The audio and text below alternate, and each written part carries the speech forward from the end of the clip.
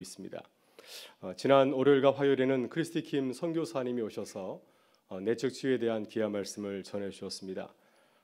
크리스티 킴 선교사님은 한국 분이신데요. 10살 때 미국에 이제 이민 가서 대학을 졸업하고 하와이 열방대학에서 교수 사역을 하다가 지난 2009년부터는 한국에 와서 또 사역을 하고 계시는 가운데 있습니다. 크리스티 킴 선교사님은 자그마한 키지만 굉장히 역동적인 분이십니다. 아주 밝고 또 아주 열정적으로 말씀을 전하여서 유복한 가정에서 태어나서 잘 자라신 것 같다 하는 느낌을 줍니다. 그러나 개인적으로 남에게 쉽게 말하기 힘든 그러한 그 삶의 여정을 걸어오신 분입니다. 어린 시절 부모님과 아주 오랫동안 헤어져서 할머니와 이렇게 생활을 하였고요. 또 미국에서 학교 다닐 적에 미국 학생들에게 전교생들에게 왕따를 당하였다고 이렇게 간증을 하였습니다. 또 청소년기의 이러한 어려움 때문에 수도 없이 자살 충동을 느꼈고 또 실제로 시도를 한 적도 있다고 고백을 하였습니다. 그러나 대학에 들어가서 주님을 영접하고 복음을 경험한 후에 이제 새로운 선교사의 비전을 가지고서 평생을 이렇게 바쳐서 살아가고 있습니다. 그래서 그 삶 가운데서 본인이 복음으로 새롭게 회복하였기 때문에 그 말씀이 많은 듣는 이들에게 큰 도전을 주고 은혜를 준 것을 경험하였습니다. 저는 오래전에 크리스티 킴 선교사님을 만났습니다. 개인적으로 둘이 만난 것은 아니고요. 2001년 제가 코스타 시카고에서 유학생 집회인 코스타에 갔을 때 그곳에서 만나게 되었습니다. 그때 한 2천여 명의 유학생들이 모였는데 전체 모임에서 한 2시간 정도 말씀을 전하였는데 다들 깜짝 놀랐습니다.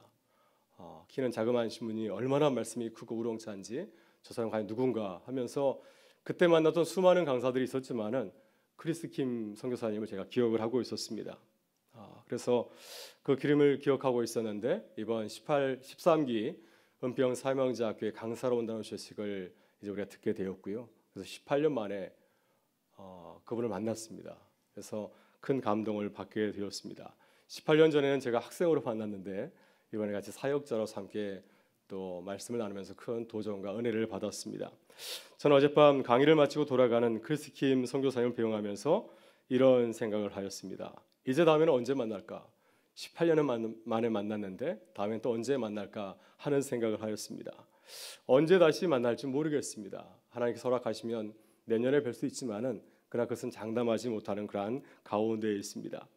여러분 이렇게 우리는 주 안에서 만나고 또 서로 헤어지게 되죠. 하나님께서 허락하시면 아주 오랫동안 함께 사역하실 수도 있고 하나님께서 허락하지 아니하시면 또 떨어졌다가 다시 만나기도 합니다. 그래서 우리는 항상 하나님의 인도하심을 바라보면서 현재 우리에게 주어진 처지에서 또 최선을 다해서 달려가야 되지 않을까 하는 생각이 듭니다. 어제 이제 밤늦게 배웅하면서 이런 기도가 나왔습니다. 하나님 더욱 아름다운 모습으로 주의를 감당하는 선교사님이 되길 바랍니다.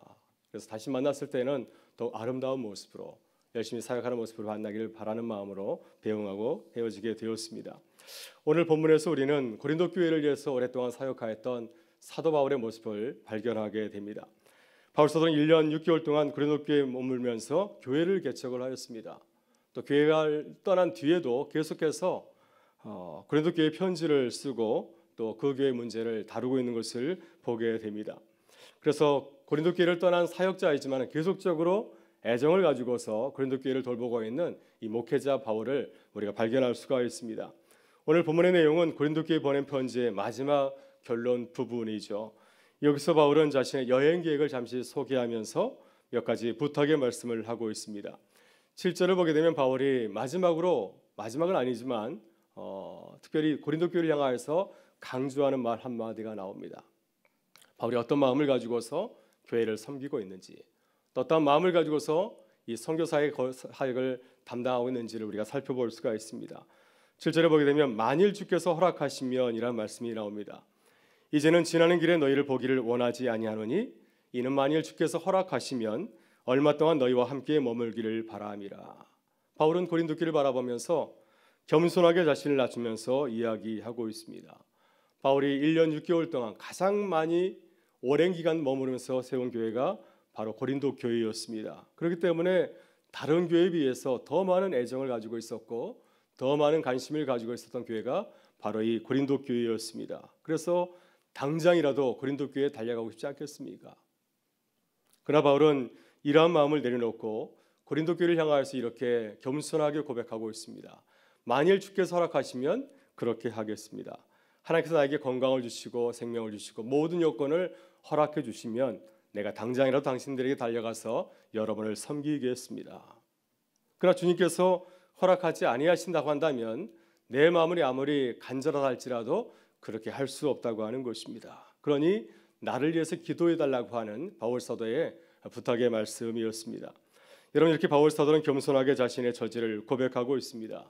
나는 주인이 아니라 청직에 불과하다고 하는 것입니다. 나는 주에게서 사명을 부어받은 이방인을 위한 사도에 불과하다고 하는 것입니다. 그러게 항상 주님의 뜻을 묻고 주님의 말씀에 순종해야 하는 사역자에 불과하다고 하는 것입니다. 여러분, 우리도 항상 이러한 마음을 가지고서 사역하실 수 있기를 바랍니다. 내 마음대로 행하는 것이 아니라 만일 주께서 허락하시면 이러한 마음을 가지고서 늘 우리에게 다가오는 여러 가지 사역을 바라보며 또 많은 사람들을 만나시고 또 주의 일을 감당하는 우리 모두가 되실 수 있기를 바랍니다. 오늘 본문에서 바울은 이 마음을 가지고서 고린도 교회에 편지를 보내면서 주 안에서 바울 사도의 동역자인 고린도 교회 성도들에게 몇 가지 당부의 말씀을 하고 있습니다. 본인이 세운 교회라고 한다면 얼마든지 명령을 할 수 있지 않겠습니까? 그러나 바울은 그렇게 권위적으로 그들에게 말하는 것이 아니라 겸손하게 동역자로서 그들에게 자신의 계획을 소개하고 또 기도해 줄 것을 당부하고 있습니다. 먼저 바울 사도는 고린도 교회가 새로운 선교 사역의 후원 교회가 되어 줄 것을 당부하고 있습니다. 본문 5절과 6절에서 바울은 이렇게 이야기합니다. 같이 한번 읽어보겠습니다. 내가 마게도냐를 지날 터이니 마게도냐를 지난 후에 너에게 가서 혹 너희와 함께 머물며 겨울을 지낼 듯도 하니 이는 너희가 나를 내가 갈 곳으로 보내어주게 하려 함이라. 아멘. 네, 바울은 지금 에베소에 머물고 있습니다. 에베소는 어디 있는지 아십니까? 네, 에베소는 지금의 그 터키라고 한 큰 나라가 있지 않습니까? 터키가 있는 지역에 있는 그러한 작은 도시입니다. 또 바울에게 있어서는 이렇게 소아시아 지역을 선교하면서 중심적인 도시로 삼은 거점, 전략 도시라고 할 수 있습니다. 그러나 바울은 마게도냐 지방으로 갈 계획을 갖고 있습니다. 이 터키가 있는 나라 그 옆에 보게 되면은 그리스라고 하는 큰 나라가 있지 않습니까? 그 지역이 바로 마게도냐 지역입니다. 이 지역으로 갈 계획을 갖고 있습니다. 이 마게도냐 지역에는 지금의 그리스가 있죠. 이 지역에는 성경에 나온 도시들 가운데서 빌립보와 또 데살로니가 그리고 고린도라고 하는 도시가 있습니다. 바울은 빌립보와 데살로니가를 거쳐서 다시 고린도까지 여행할 계획을 갖고 있습니다. 그 이후에 로마에 갈 계획을 갖고 있습니다.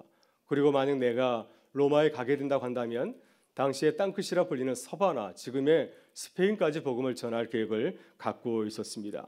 이것이 바울이 가고 있었던 선교의 계획이었습니다. 그러나 이 모든 선교는 바울 혼자서 감당할 수 있는 일은 아닙니다.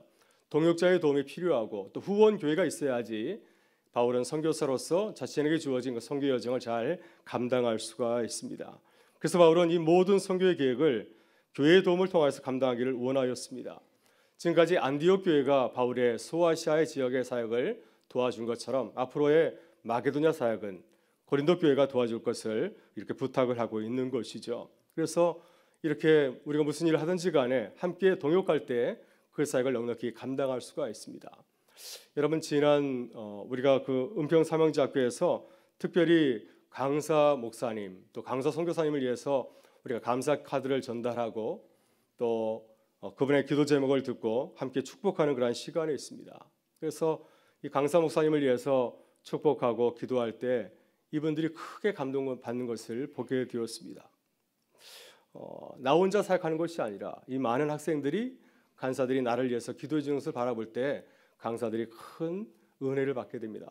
나를 위해서 동역하는 자들이 있구나 하면서 큰 은혜를 받는 것을 보았습니다. 여러분들 주의 일을 감당할 때 서로가 서로에게 후원자가 되어줄 수 있기를 바랍니다. 우리가 가정과 일터와 교회에서 혼자 일하는 것이 아니라 서로가 서로에게 선교의 그 비전을 말하고 또 서로를 위해서 중보 기도하는 그런 귀한 후원자들이 되실 수 있기를 바랍니다. 그래서 홀로 주의 일을 하는 것이 아니라 함께 주의 일을 감당하는 우리 교회와 성도들이 되실 수 있기를 주의 이름으로 축원합니다. 다음으로 사도 바울은 자신의 선교의 계획을 위해서 중보 기도를 부탁을 하고 있습니다. 본문 7절부터 9절에서 이렇게 말합니다. 같이 한번 읽어보겠습니다. 이제는 지나는 길에 너희 보기를 원하지 아니하노니 이는 만일 주께서 허락하시면 얼마 동안 너희와 함께 머물기를 바람이라. 내가 오순절까지 에베소에서 머물려 함은 내게 광대하고 유표한 문이 열렸으나 대적하는 자가 많음이라. 아멘. 네. 바울은 여기서 고린도에 갈 계획을 말하고 있습니다. 근데 바울은 내가 너희들에게 잠깐 가기를 원하지 않는다라고 말하고 있습니다. 바로 하루 이틀 고린도에 머무는 것이 아니라 그들과 함께 오래도록 얼마 동안 머물 것을 바란다고 말하고 있습니다. 바울은 고린도전서를 통하여서 고린도 교회 문제를 살펴보았습니다. 고린도전서를 살펴보게 되면 바울이 고린도 교회 여러 가지 문제들, 해결하기 어려운 문제를 가지고 함께 씨름하면서 그들에게 어떻게 이 문제를 잘 해결해 나갈 것인지 그 해결책을 제시하는 것을 보게 됩니다. 그래서 바울은 만약 내가 고린도에 가게 된다고 한다면 이틀 동안만 하루 이틀만 머무는 것이 아니라 아주 오랫동안 머물면서 한두 달 머물면서 함께 문제를 해결해 갈 길을 원하였습니다. 그래서 나는 너희들이 가게 된다고 한다면 잠깐 머무는 것이 아니라 얼마 동안 오랫동안 머물 것을 원하고 있다고 말씀을 하고 있습니다. 그러나 지금 당장 바울에게 중요한 사역은 그가 머물고 있는 에베소에서의 선교의 사역이었습니다. 에베소는 소아시아 지역을 위한 아주 중요한 선교 전략 기지였기 때문이었습니다. 고린도전서 15장 32절을 보게 되면은 에베소 사역의 일부분을 잠깐 얘기를 하고 있습니다. 이렇게 말하고 있습니다. 내가 사람의 방법으로 에베소에서 맹수와 더불어 싸웠다면 내게 무슨 유익이 있으리요. 그래서 마치 에베소에서 맹수와 싸웠던 것처럼 말을 하고 있습니다. 바울이 직접 이 짐승과 싸운 것은 아니겠죠. 맹수와 같이 어려운 사단의 기력을 발견하게 되었고 사단과 같은 그런 맹수와 같은 자들과 함께 이런 힘든 선교의 사역을 감당하였다고 하는 것입니다. 그래서 이 에베소의 사역이 결코 쉬운 사역이 아니라 맹수와 싸우는 것 같이 굉장히 어려운 목회 사역이었다는 사실을 우리가 짐작할 수가 있습니다. 사도행전 19장을 보게 되면 바울이 에베소에서 어떤 사역을 했는지를 보다 구체적으로 우리에게 소개해 주고 있습니다. 두란노 소원을 통해서 놀라운 복음 사역과 성령의 역사가 일어났습니다. 바울의 몸에서 손수건이나 앞치마를 가져다가 병자에게 두면은 병자가 일어나고 귀신이 나가는 놀라운 성령의 역사가 일어났습니다. 그래서 그 놀라운 사역을 바라보면서 많은 사람들이 유대인이나 헬라인이나 가릴 것 없이 많은 사람들이 복음을 발견하고 주님에게 돌아오는 귀한 선교의 역사가 일어났습니다. 그러나 이 일로 인해서 아데미 선전에서 일하던 장사꾼들은 직접적으로 또한 간접적으로 크게 피해를 보게 되었습니다. 그래서 우리가 손해를 본 것이 누구 때문인가? 바로 이 바울 사도의 사역 때문에 우리가 손해를 입었다고 하면서 그 모든 책임을 사울에게 돌리게 되었습니다. 그래서 그를 고발하면서 그를 죽이려고 하였습니다. 만약 바울에게 많은 동역자들이 그를 돕지 않았다고 한다면 아마도 바울은 에베소에서 죽임을 면하지 못하였을 것입니다. 그래서 바울은 9절에서 에베소에서의 바울의 선교의 사항을 이렇게 말하고 있습니다. 내게 광대하고 유효한 문이 열렸으나 대적하는 자가 많음이라. 복음을 전할 수 있는 넓은 문이 열렸다고 하는 것은 아마도 두란노 소원을 통한 놀라운 전도 사역의 일어난 사실을 증거하고 있고요. 뒷부분에서 대적하는 자가 많았다고 하는 것은 바울의 선교를 반대하는 아데미 신전 주변에 있는 많은 장사꾼들 또 유대인들 그렇게 가르치고 있습니다. 이렇게 바울은 에베소에서 중대한 선교의 기로에 서 있었습니다. 복음을 잘 전할 수 있는 그런 좋은 기회를 맞이할 수도 있었지만은 반대로 어쩌면 죽임을 당할 수도 있는 아주 어려운 위기상을 맞이한 가운데 있었습니다. 바로 이러한 이유에서 바울은 고린도 교회를 향하여서 나를 위해서 기도해 줄 것을 당부하고 있습니다. 내가 에베소에서 선교의 복음을 힘있게 증거하고 그것을 잘 마치고 너에게 갈 수 있도록 나를 도와달라고 기도를 하고 있는 것입니다. 여러분, 우리의 사역도 밝은 면과 어두운 면이 있습니다. 우리 앞에는 새로운 사역의 장이 열릴 수 있는 기회가 될 수도 있고 반대로 위기상을 맞이할 수도 있습니다.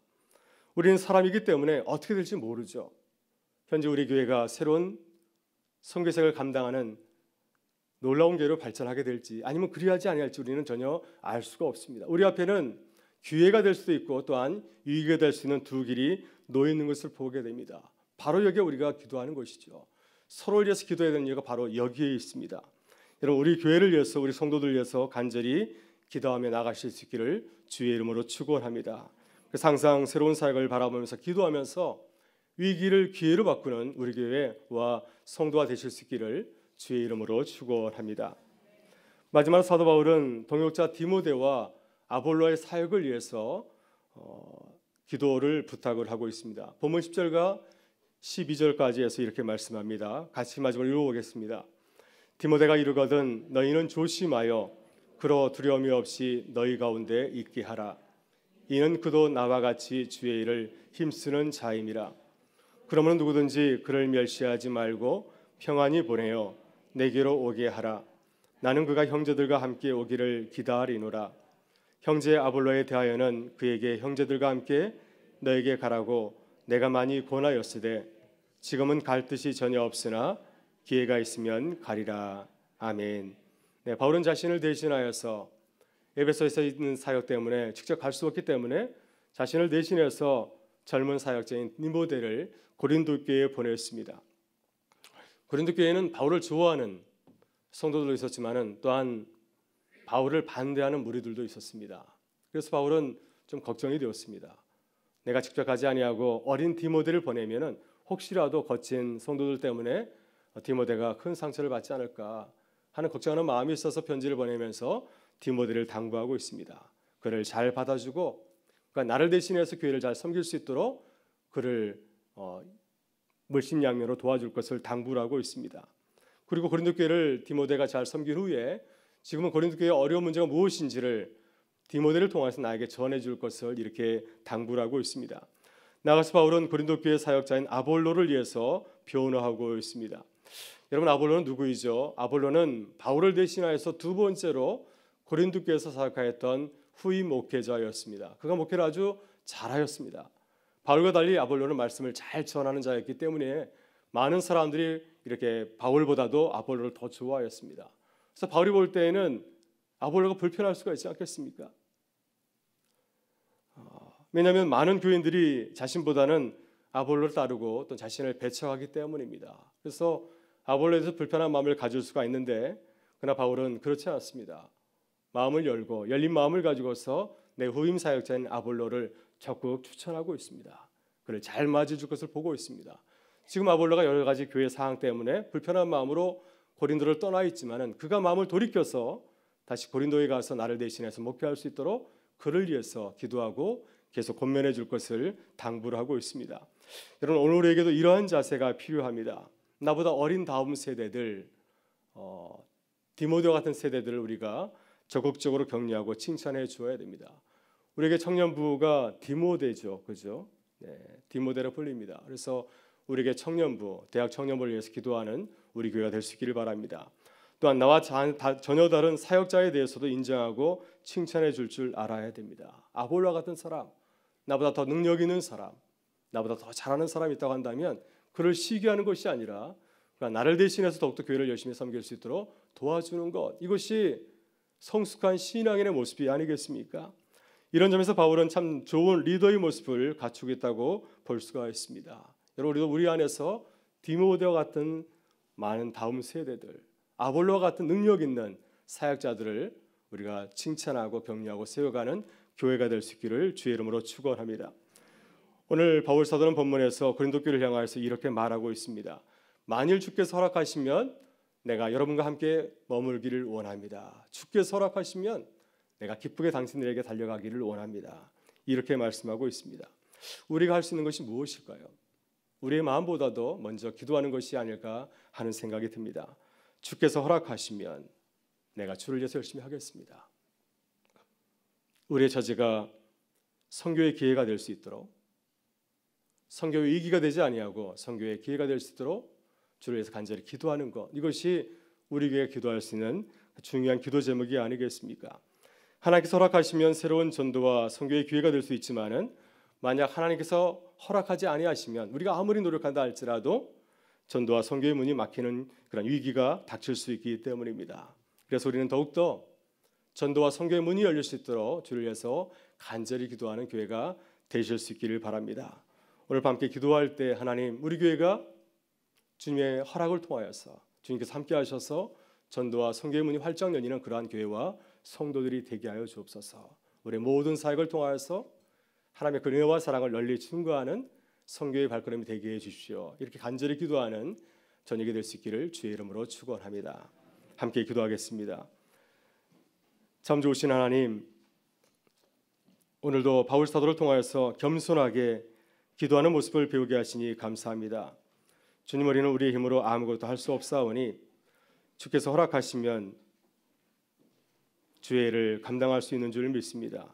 겸손히 기도하오니 주께서 우리를 통하여서 일하셔서 주님의 영광을 보고 증거하게 하여 주옵소서. 오늘 밤 주 앞에 드리는 간절한 기도를 주님 들으시고 우리에게 응답하여 주셔서 우리 모두가 주의 음성을 듣는